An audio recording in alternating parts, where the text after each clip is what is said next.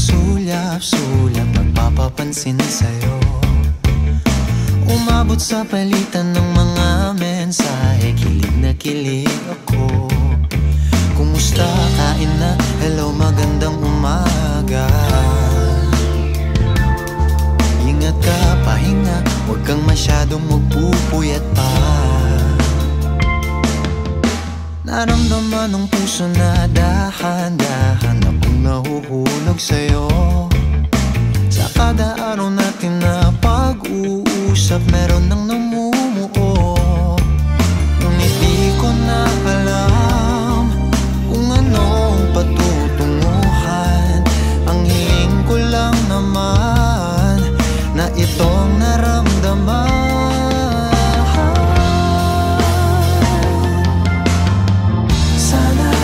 Sana naman ay mapagbigyan na at nang mapakinggan ang tibok ng puso kong sa'yo lang naramdaman ng tunay na kaligayahan.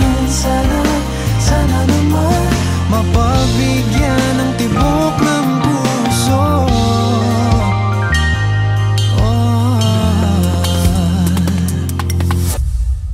Ngunit biglang katahimikan, wala namang matandaan na nasabi baka sakaling ika'y aking nasaktan.